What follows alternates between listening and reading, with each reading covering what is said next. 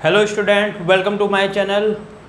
Student, आज मैं जो टॉपिक कर रहा हूँ वो कॉम्पिटिटिव एग्ज़ाम के लिए as well as CBSE board के लिए बहुत इंपॉर्टेंट है। स्टेट बोर्ड में बहुत कम चांस आने का, लेकिन सीबीएसई बोर्ड और कॉम्पिटिटिव एग्ज़ाम के लिए बहुत इंपॉर्टेंट टॉपिक है।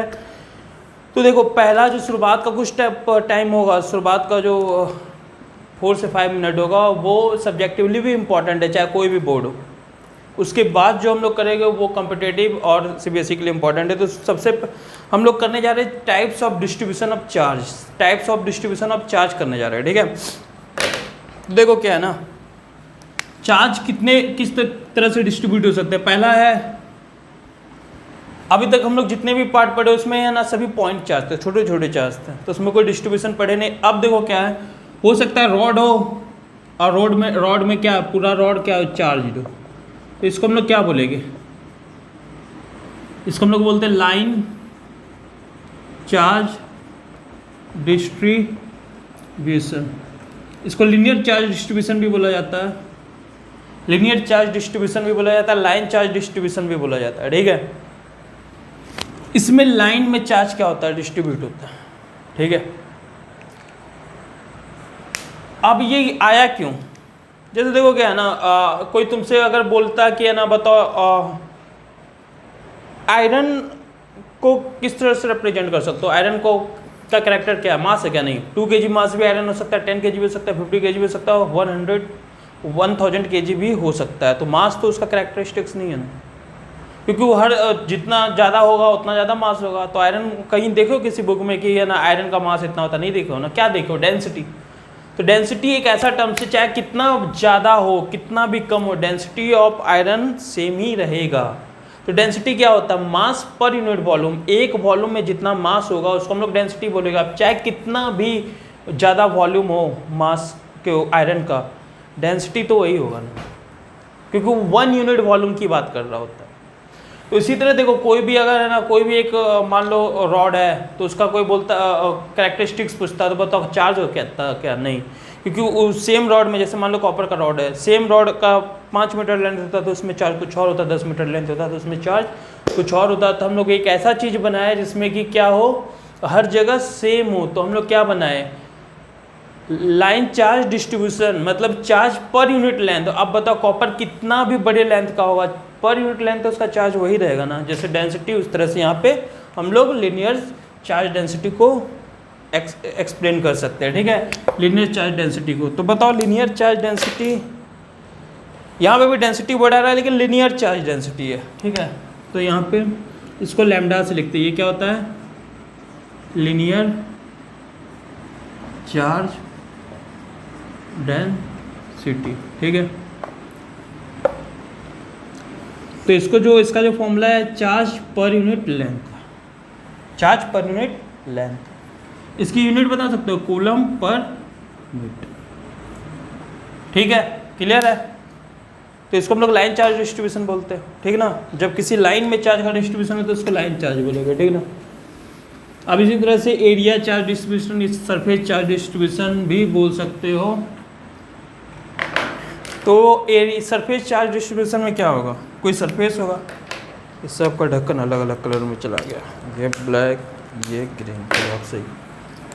सरफेस चार्ज डिस्ट्रीब्यूशन में क्या हो सकता है, कोई एक सरफेस होगा उस पर चार्ज होगा, जरूरी नहीं प्लस माइनस भी हो सकता है। मतलब अब ये सरफेस की लाइन है, सरफेस है ना, तो इसमें जो चार्ज डिस्ट्रीब्यूशन होता है उसको हम लोग सरफेस चार्ज डिस्ट्रीब्यूशन बोलते हैं। और इसका जो चार्ज डेंसिटी का सिंबल है ये सिग्मा, इसको हम लोग बोलते हैं, इसको हम लोग एरियल चार्ज डेंसिटी भी बोल सकते हैं, ये सरफेस चार्ज डेंसिटी भी बोल सकते हैं, ठीक है, सरफेस चार्ज डेंसिटी बोल सकते हैं। इसका फॉर्मूला क्या था, चार्ज पर यूनिट एरिया। बताइए यूनिट क्या होगा, कूलम पर मीटर स्क्वायर। इसके बाद बताओ, आप समझ गए अगला क्या आने वाला है, एरिया के बाद क्या आने वाला है, volumetric charge distribution. Volumetric charge distribution में क्या होगा, वॉल्यूम होगा, क्यूबिकल चार्ज डिस्ट्रीब्यूशन भी इसको बोलते हैं। तो वॉल्यूमेट्रिक में क्या होगा, वॉल्यूम होगा। तो इसमें वॉल्यूमेट्रिक चार्ज डिस्ट्रीब्यूशन में बताओ, ये रो से सिम्बलाइज होता है, Q अपॉन वॉल्यूम लिखोगे तो यूनिट क्या हो गया, कूलम पर मीटर क्यूब, ठीक है। तो डेंसिटी रो चार्ज पर यूनिट वॉल्यूम आ गया, इसका सिंबल रो है, एक का सिग्मा और एक का लैम्डा है, ठीक है। कोई डाउट इसमें? तो ये क्वेश्चन आ सकते हैं, बेसिक है, कोई भी सब्जेक्टिव एग्जाम में आ सकते हैं, बहुत बेसिक क्वेश्चन है। तो आज हम लोग जो पढ़ने जा रहे हैं ना, चार्ज जैसे हम लोग तो है ना इस छोटे चार्ज के कारण हम लोग को इलेक्ट्रिक फील्ड का फॉर्मूला पता था KQ/r², या फोर्स का फॉर्मूला पता था KQ/r²। अब प्रॉब्लम क्या है, देखो यहाँ से जो पार्ट स्टार्ट हो रहा है एक स्टेट बोर्ड में बहुत कम आता है, तो इसमें CBSE board as well as competitive exam के लिए बहुत इंपॉर्टेंट है, ठीक है। कॉम्पिटिटिव एग्जाम के लिए तो इसमें 3 स्टार लगा दो, चाहे वो नीट हो चाहे JEE हो, कोई फर्क नहीं पड़ता, दोनों के लिए इंपॉर्टेंट है। तो देखो आज हम लोग क्या सीखेंगे ना, जैसे कोई भी है ना पॉइंट चार्ज ना हो तो फिर हम लोग इलेक्ट्रिक फील्ड कैसे निकालेंगे। तो ये तो प्रॉब्लम हो जाएगा, पॉइंट चार्ज अगर ना हो तो हम लोग इलेक्ट्रिक फील्ड कैसे निकालेंगे। मतलब मान लो ये रॉड है, अब इसके कारण किसी पॉइंट P पे पूछा है कि बताओ इलेक्ट्रिक फील्ड, बहुत मुश्किल है निकालना। क्यों? क्योंकि देखो इस पूरे पे चार्ज है, यहाँ हर जगह चार्ज है, हर जगह चार्ज है। तो समझ में आ रहा है कौन सा पैरामीटर्स लगेगा। +1 में भी बताया, जैसे हम लोग +1 में हम लोग रोटेशनल पढ़े थे, उसमें फिर सेंटर ऑफ मास पढ़े, तो उसमें कुछ इस तरह का क्वेश्चन किए हुए थे। अगर मास कांस्टेंट डिस्ट्रीब्यूशन है तो क्या करें, ऐसा कुछ किए थे। चलो फिर भी मैं बेसिक से ही बताऊंगा। बताओ चार्ज हर जगह है ना, तो हम लोग जो लगाते थे KQ/r, बताओ इस ये वाले चार्ज के लिए, ये वाले चार्ज के लिए डिस्टेंस r क्या अलग, इस चार्ज के लिए अलग, इस चार्ज के लिए r की वैल्यू अलग, इस चार्ज के लिए r की वैल्यू अलग, इस चार्ज के लिए r की वैल्यू अलग। तो KQ/r² में KQ/r² में r कौन सा लोगे, क्योंकि हर एक का तो r अलग अलग है, तो प्रॉब्लम है। तो तुम लोग ये नहीं कर सकते कि बोलोगे सर सेंटर ऑफ मास से ये वाला डिस्टेंस ले लीजिए, नहीं, गलत, टोटली गलत। तो तुम बोलोगे सर MGH वाले में क्यों ले लेते थे सेंटर ऑफ मास से, हम लोग करवाए थे सेंटर ऑफ मास में। अगर हाइट जैसे ये था, हाइट यहाँ तक L है, तो हम लोग MGH नीचे से अगर लेते थे, मान लो ऊपर यहाँ से टेबल से लेते थे तो MG L/2 ले लेते थे। इस चैन का क्वेश्चन करते थे L/2। वहाँ क्यों लेते थे L/2? क्योंकि देखो वहाँ पे ना, याद रखो, जो वहाँ पे था MGH, एनर्जी जो था, एनर्जी जो डायरेक्टली प्रोपोर्शनल टू क्या था, H। डायरेक्टली का कभी भी रिलेशन हो तो तुम उसका आधा कर सकते हो, कोई प्रॉब्लम नहीं, डायरेक्टली का रिलेशन होना चाहिए। लेकिन बताओ इलेक्ट्रिक फील्ड क्या इन्वर्सली प्रोपोर्शनल टू r² है, तो ये कॉन्सेप्ट नहीं लग सकता, गलती कभी भी मत करना है इसमें। तो क्या करना होगा, तो देखो सभी के लिए r की वैल्यू क्या है, अलग अलग है, सभी के लिए r की वैल्यू क्या है, अलग अलग। तो आप क्या करोगे, पता चल गया तुम लोग को। पहले हम लोग इसको छोटा टुकड़ा करेंगे, उसके बाद इंटीग्रेशन करेंगे, फर्स्ट डिफ्रेंशिएशन देन इंटीग्रेशन, ठीक है। तो एक बार बताओ, सबसे पहले देखो अभी से लेके कई क्वेश्चन ऐसा करेंगे, ठीक है। तो क्या करना है इसमें, देखो सब में स्टेप सेम चलेगा। कोई भी एक एलिमेंट्री लेंथ लो, एलिमेंट्री लेंथ लो, हम मान लिए इसको dx। अच्छा इसका लेंथ बता देते, पूरे का लेंथ मान लो क्या है, L मान लो, ठीक है, क्लियर है। और ये जो पॉइंट है यहाँ से a डिस्टेंस पर है, यहाँ से a डिस्टेंस पे, यहाँ से a डिस्टेंस पे, ये तो दिया ही रहेगा ना पॉइंट कितने डिस्टेंस पे, ये तो दिया ही रहेगा क्वेश्चन में, और इसका भी लेंथ दिया रहेगा, ठीक है, ये तो दिया रहेगा, गिवन है। तो आप क्या करें, तो कोई भी एक एलिमेंट्री लेंथ सपोज करो हमें dx माने।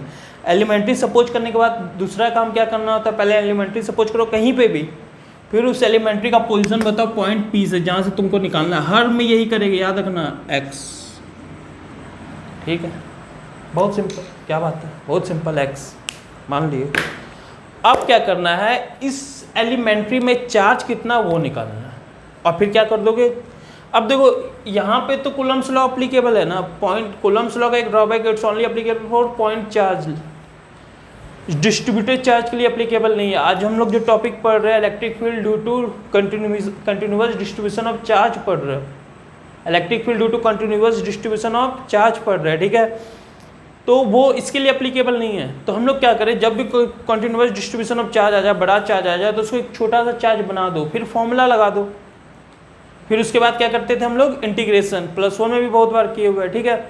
तो हम इसको छोटा बना दिए ना, dx का मतलब क्या होता है, बहुत बहुत छोटा, ठीक है। अब इस यहाँ पे जो चार्ज है वहाँ पे तो कूलम्ब्स लॉ लगा सकते हैं ना, तो लगा लो, कौन रोक रहा है लगाने के लिए, लेकिन यहाँ पे चार्ज कितना वो निकालना होगा ना। तो मान लो इस रॉड का ये भी गिवन होगा तुम्हें, या तो चार्ज दे दिया रहेगा या तो इसका चार्ज डेंसिटी दे देगा। मान लो इस रॉड का जो चार्ज डेंसिटी क्या है, लैम्डा। लैम्डा देखो, अगर ये तो चार्ज डेंसिटी देगा, ये तो टोटल चार्ज दे देता। अगर टोटल चार्ज देता तो क्या करते, तो फिर लैम्डा निकालना पड़ता तुम्हें, तो वो क्या होता Q अपॉन एल। अगर ना दिया हो, लैम्डा दिया हो तो लैम्डा रहने दो, चार्ज दिया रहता तो Q अपॉन एल से निकालते। ठीक है, तो लैम्डा दिया हुआ है, ठीक है ना,